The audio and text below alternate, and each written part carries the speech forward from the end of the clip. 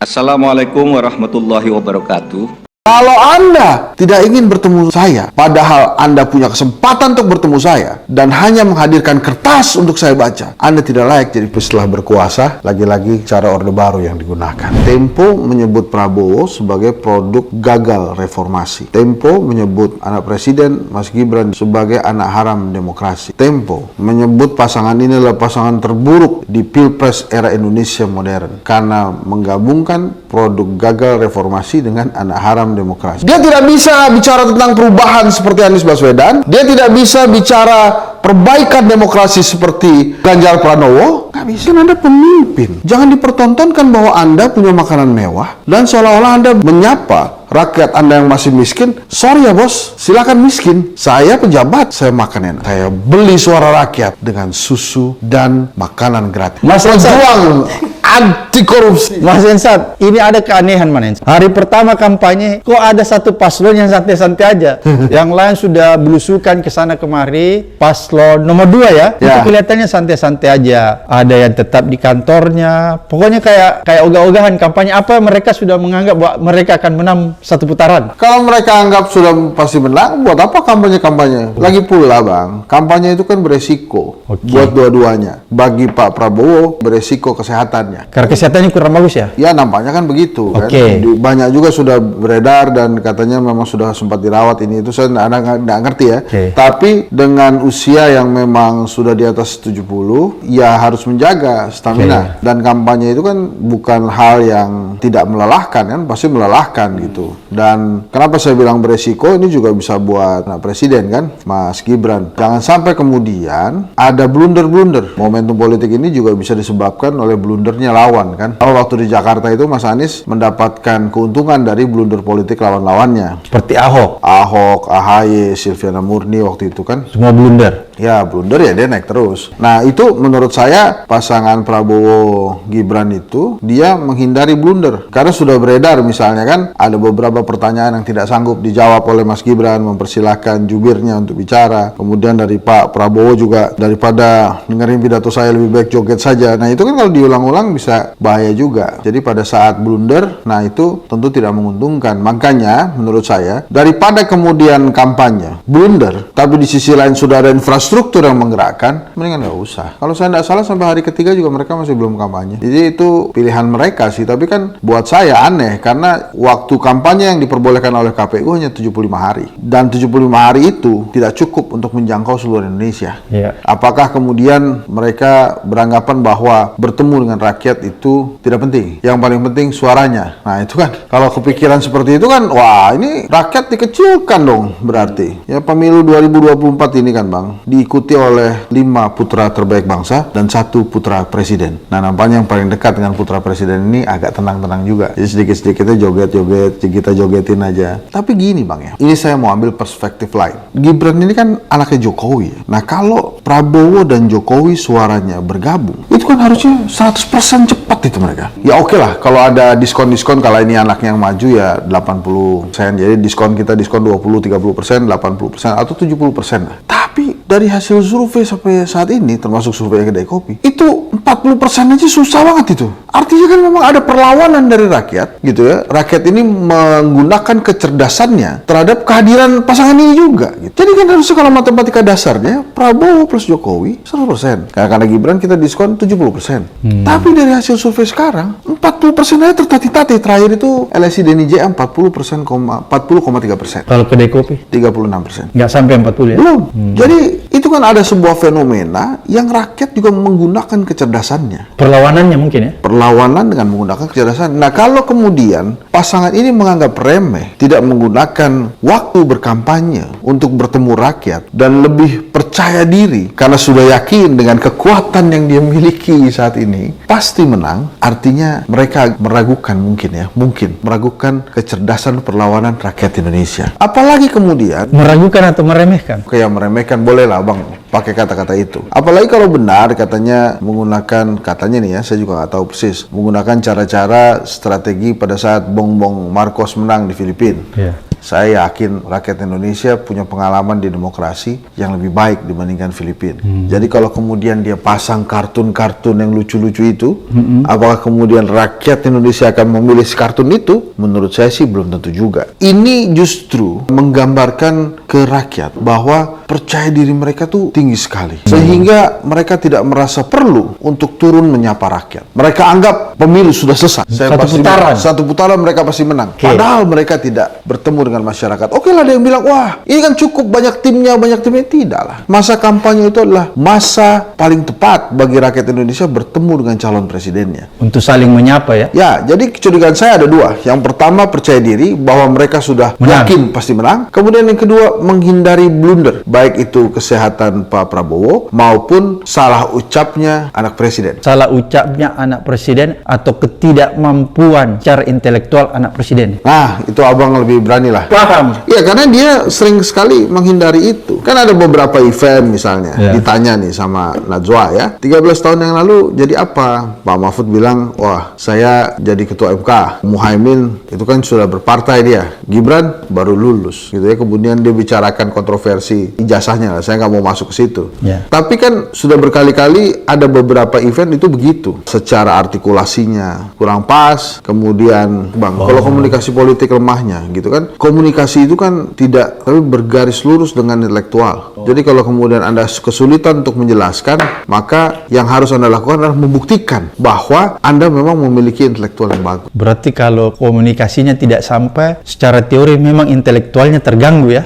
Bukan intelektualnya terganggu, tapi intelektualnya harus dibuktikan. Membuktikan intelektualitas dia dan kemampuan dia sebagai pemimpin. Bapaknya sendiri juga sudah bilang kan, baru 2 tahun jadi wali kota. Sementara Pak Prabowo menurut saya tidak terlalu banyak membantu Mas Gibran dalam hal ini. Bahkan Pak Prabowo bicara tentang kecurangan, Mas Gibran ada di belakangnya tuh mungkin kaget juga tuh. Waduh, ini Pak Prabowo bicara tentang kecurangan, nanti orang-orang kembali lagi bicara tentang MK. Nah ini kan andalannya begini. Janganlah fitnah-fitnah. Siapa yang fitnah? Memang Anda anak presiden. Gitu kan? Pak Prabowo memang paling berpengalaman dalam urusan capres-capresan. Jadi nggak ada yang fitnah-fitnah. Semuanya itu memang kenyataan. Fakta aja begitu. Nah justru kan Anda harus menjelaskan kenapa waktu 75 hari yang diberikan oleh KPU dan harusnya digunakan secara maksimal oleh pasangan calon presiden dan wakil presiden itu tidak digunakan. Terus Anda berlindung, saya kerja aja. Anda pikir itu pekerjaan wali kota itu lebih penting dibandingkan wapres atau gimana? Menurut saya harus ada alasan yang lebih tepat untuk menjelaskan kenapa mereka tidak ingin bertemu rakyat pada saat kampanye. Saya jawabannya baru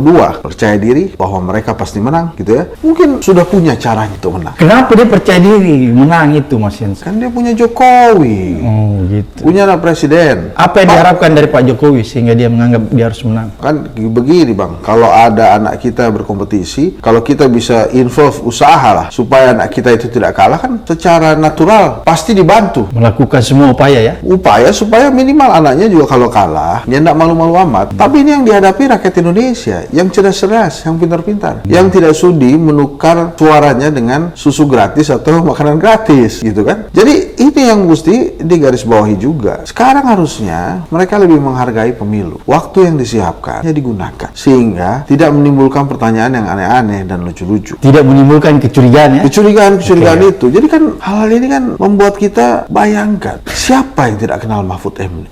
Siapa yang tidak kenal Ganjar Pranowo? Siapa yang tidak kenal Muhaimin Iskandar? Siapa yang tidak kenal Anies Baswedan? Banyak yang kenal, tapi mereka tetap menyapa rakyat. Kenapa? 2, menghargai sistem demokrasi di Indonesia, dan yang kedua adalah menghargai rakyat Indonesia. Jadi kalau kemudian ada pemimpin yang lebih memilih untuk menutup diri pada saat negara mempersilahkan Anda bertemu rakyat, belum jadi pemimpin resmi saja sudah menutup diri. Bagaimana nanti bila sudah menjadi presiden atau wakil presiden? Tapi saya yakin perjalanan ke sana tidak mudah karena hitungan matematika dasar tadi sudah terlihat harusnya bisa 80-70%, 40% saya susah. Apakah pasangan ini justru menginginkan dibantu oleh rakyat Indonesia agar hasilnya tetap konsisten dengan pemilu-pemilu sebelumnya gitu maksudnya Bang? Ada menarik tadi yang Mas Henry katakan bahwa itu kan dipersilahkan menyapa ya, saling menyapa. Iya. Karena itu adalah salah satu bentuk penghargaan kita terhadap masyarakat. Ya. Ya. Dan lebih jauh lagi bahwa harus dipahami secara filosofi. Pemimpin itu adalah pelayan. Sehingga Yes. itu harus menemui rakyatnya. Betul. Dia akan melayani rakyatnya. Betul. Apakah paslon yang tidak datang menyapa rakyatnya, itu dia menempatkan dirinya sebagai penguasa, bukan pemimpin, bukan pelayan. Kan pemimpin itu harus melayani, jadi dia harus menempatkan dirinya sebagai pelayan masyarakat. Ya. Apakah paslon yang tidak datang menyapa, itu dia menempatkan dirinya sebagai penguasa, bukan orang yang akan melayani rakyat. Pemimpin yang tidak ingin menyapa rakyat itu menganggap dirinya hanya bongkahan kertas. Kenapa saya katakan demikian? Oke. Saya punya visi misi loh, baca. Oke. Oh, saya punya visi misi loh, silakan, ini dia visi misi saya. Nah, rakyat nggak butuh begitu, Bang. Saya mau ketemu Anda, bicara dengan saya sebagai rakyat. Dari hati ke hati. Dari hati ke hati, eye to eye. Oke. Kalau Anda tidak ingin bertemu saya, padahal Anda punya kesempatan untuk bertemu saya, dan hanya menghadirkan kertas untuk saya baca, Anda tidak layak jadi pemimpin. Buat apa kertas kita jadikan pemimpin kita? Dia tidak bisa menjawab keluhan rakyat. Dia tidak bisa beradaptasi dengan keinginan rakyat. Dia tidak bisa menjalankan visi misi negara. Dia tidak bisa apa-apa. Kenapa? Karena semuanya dijawab dengan kertas. Silakan rakyat baca. Bongkahan kertas. Bongkahan kertas, Bang. Parah buat demokrasi. Dan tapi itu saya yakin, dengan matematika dasar itu, rakyat cerdas. Tidak mudah rakyat kemudian dianggap bahwa pemimpin ini pasti menang. Kenapa? Karena mereka punya pilihan lain. Kecuali kita tidak punya pilihan lain. Sistem menginginkan dialah pemenang satu-satunya, apapun caranya. Tapi kita punya pilihan lain. Ada Anies Baswedan, ada Ganjar Pranowo. Kalau nggak suka Anies Baswedan, nggak suka Ganjar Pranowo, bisa pilih Caimin atau Mahfud MD. Mas Anies Baswedan misalnya, dia dengan segala kekurangan dan tantangannya, akhirnya bisa mendaftar, bisa ditetapkan sebagai calon presiden. Dari nol, Bang. Bahkan mungkin dari minus. Karena harusnya dia bisa ikut Pilkada Jakarta, kemudian Pilkada Jakartanya ditiadakan atas alasan COVID katanya. Dari minus dia. Tapi dia tapaki satu persatu tangga menuju perubahan katanya. Perlahan tapi pasti dia dapatkan tiketnya. Dan itu pun dia masih menyempatkan diri, memaksakan diri bertemu dengan rakyat. Dan menyapa. Saya tahu lelahnya. Pasti berkali-kali lipat lelahnya Pak Prabowo. Tapi dia lakukan. Ada seorang Ganjar Pranowo dengan segala kelemahannya, dengan segala isu yang menerpanya, dia tetap menyapa rakyat. Dia tidak takut ya? Nggak takut, Bang. Oke. Karena dia merasa bahwa saya bersiap untuk menjadi pelayan rakyat. Saya bersiap untuk itu, makanya mereka turun menyapa rakyatnya. Jadi dia datang menyapa rakyatnya. Hai rakyatku, saya siap melayani Anda, begitu ya? Ya, saya mengingatkan figur ini dengan seorang sosok Soeharto. Apakah Soeharto pernah berkampanye waktu itu? Tidak ada. Calon pemimpin yang sangat otoriter itu berkampanye. Enggak. Jadi Prabowo sama Gibran ini sama dengan Soeharto ya? Karena dia tidak turun berkampanye, mungkin Sama. dia meniru Soeharto. Oh, dia mencontoh. Mencontoh. Mas Henry, ada yang menarik tadi. Anda coba-coba mengandaikan, menyamakan kejadian ini dengan Filipina. Tapi Anda juga di lain pihak tadi menyatakan rakyat Indonesia ini cerdas, punya hati nurani. Jangan-jangan rakyat Indonesia nanti mengalami seperti yang terjadi di Filipina, amnesia. Memang, Bang, ini saya lah ya, saya nggak bilang Coba secara dulu. keseluruhan. Saya ini kan mudah memaafkan, mudah lupa juga, tapi suka nostalgia. Kalau saya mudah memaafkan tapi tidak melupakan. Nah, mudah-mudahan mereka seperti itu. Kemarin Megawati Soekarno Putri berusaha mengingatkan, karena memang yang paham betul bagaimana sengsaranya Diinjak. demokrasi pada era Orde Baru adalah Megawati Soekarno Putri. Dia merasakan ya? Dia merasakan itu. Kalau Puan tidak merasakan. Dia merasakan juga. Oh. Tapi kan yang pidato Megawati. Kalau Megawati, Bang, pidatonya tuh merdeka. Itu Iya. saya lihat memang kita itu harus acungi jempol dan mengapresiasi apa yang dilakukan oleh Megawati sampai hari ini. Kita bangga ya, Ya. punya tokoh seperti Megawati. Dia menjaga demokrasi, kemudian dia tidak marah. Dia besarkan anaknya dari rakyat biasa, kemudian wali kota, jadi gubernur, jadi presiden 2 periode. Presiden ini minta anaknya jadi wali kota, dia oke. Jadi wali kota di Medan, dia oke. Ini Megawati ya? Megawati. Dan sampai hari ini, anaknya itu meninggalkan dirinya bersama anak-anaknya, ditinggalkan. Dia nggak apa-apa, dia tidak marah. Tidak marah ya. Dia santai, dia tidak pecat karena dia tahu kalau dia tidak memecat sampai hari ini, maka yang durhaka adalah Malin Kundang. Walaupun pada saat jadi batu, banyak juga rakyat yang pro Kemalin Kundang mengatakan, wah ibunya kejam betul, anaknya dikutuk. PDI Perjuangan dan Ganjar Pranowo memenangkan itu. Dan itu di bawah pimpinan Mbak Puan. Insya Allah kita akan mengulang kembali di 2024. Insya Allah. Mohon doanya. Semoga Allah senantiasa menuntun kita di jalan yang diridhoinya. Wassalamualaikum warahmatullahi wabarakatuh. Terima kasih.